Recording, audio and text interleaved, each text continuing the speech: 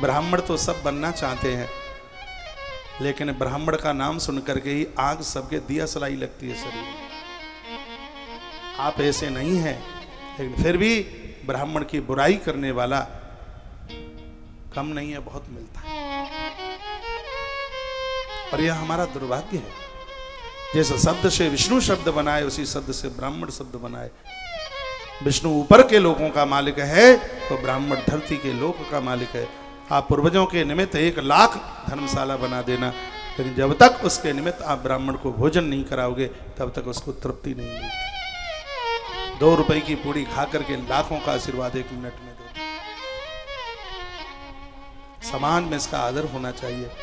जिस दिन समाज में ब्राह्मण नहीं रहेगा, समाज में सती नहीं रहेगी, समाज में गैया नहीं रहेगी, समाज में बेटियां नहीं रहेंगी, तो ये धरती फट जाएगी, आकाश उड़ जाएगा।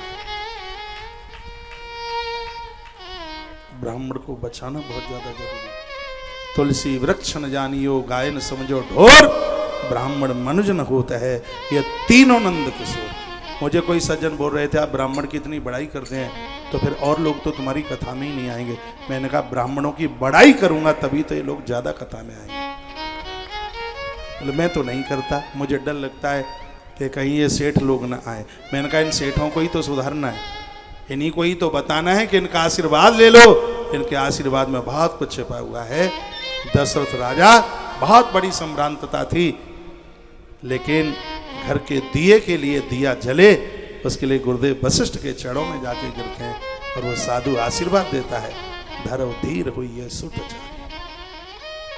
ये जाति पक्ष वाली कथा नहीं है, और मैं जाति पक्ष वाली तो कथा कहता ही नहीं, यहां तो सब लोग आते हैं।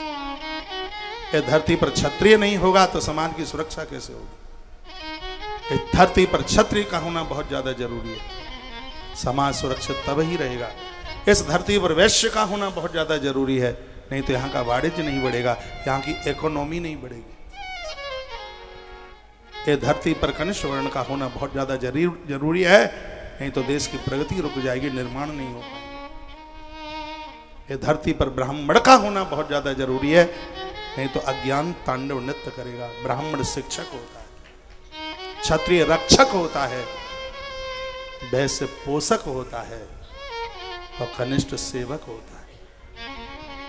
चारों वर्णों की आवश्यकता। इस शरीर में भी तो चारों वर्ण हैं, और ऐसा कौन सा अंग है जिसकी जरूरत नहीं है?